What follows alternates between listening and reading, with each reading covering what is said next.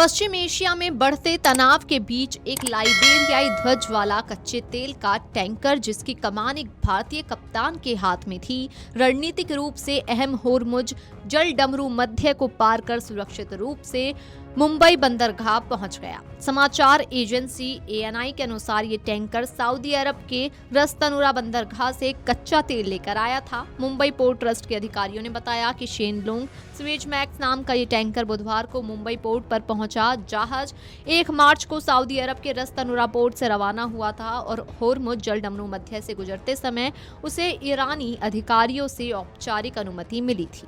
अधिकारियों के अनुसार टैंकर ने सफलतापूर्वक होर्मुज जलडमरू मध्य को पार किया, जो फारस की खाड़ी को वैश्विक बाजारों से जोड़ने वाला बेहद महत्वपूर्ण समुद्री मार्ग है। हाल के सैन्य घटनाक्रमों के बाद इस क्षेत्र में जहाजों की आवाजाही पर सुरक्षा चिंताएं बढ़ गई हैं। ऐसे में टैंकर का सुरक्षित गुजरना महत्वपूर्ण माना जा रहा है। ईरान ने हाल के दिनों में इस रणनीतिक समुद्री मार्ग से गुजरने वाले जहाजों पर निगरानी और प्रतिबंध कड़े कर दिए हैं।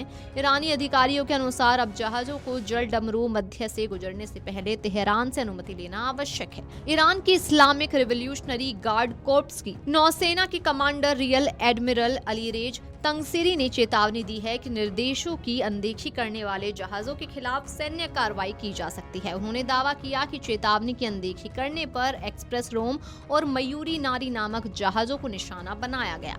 ईरानी अधिकारियों का ये भी कहना है कि अमेरिका और इजरायल के हितों से जुड़े जहाजों को छोड़कर अन्य जहाजों को सुरक्षित पारगमन की अनुमति दी जा सकती है। होर्मुज जलडमरू मध्य दुनिया के सबसे महत्वपूर्ण ऊर्जा मार्गों में से एक है। हर दिन लगभग 2 करोड़ बैरल कच्चा तेल इस रास्ते से होकर गुजरता है, जो वैश्विक दैनिक तेल खपत का करीब 5वां हिस्सा है। वैश्विक समुद्री तेल व्यापार का लगभग 1/4 हिस्सा भी इसी मार्ग से होता है। इसके अलावा दुनिया के बड़े हिस्से का तरलीकृत प्राकृतिक गैस यानी कि LNG व्यापार भी इसी रास्ते से होकर गुजरता है। ऐसे में इस मार्ग में किसी भी तरह की बाधा का असर तुरंत वैश्विक ऊर्जा बाजार, सप्लाई चेन और ईंधन कीमतों पर पड़ सकता है। अधिकारियों के अनुसार भारतीय प्राधिकरण, शिप मैनेजमेंट कंपनियां और भर्ती एजेंसियां क्षेत्र में मौजूद भारतीय दूतावासों और स्थानीय प्रशासन के साथ मिलकर काम कर रही हैं ताकि भारतीय नाविकों की सुरक्षा सुनिश्चित की जा सके। सरकार का कहना है कि संवेदनशील अंतर्राष्ट्रीय जल क्षेत्र में भारत के समुद्री हितों और भारतीय नाविकों के हितों की रक्षा के लिए हर संभव कदम उठाए जा रहे हैं। वर्तमान स्थिति को देखते हुए भारत का शिपिंग मंत्रालय फारस की खाड़ी क्षेत्र में भारतीय नाविकों और जहाजों की सुरक्षा पर लगातार नजर बनाए हुए है।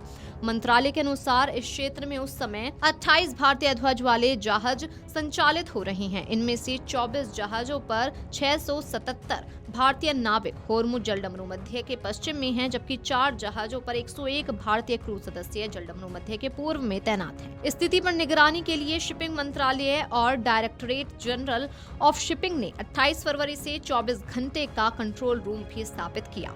Video desk amarujala.com।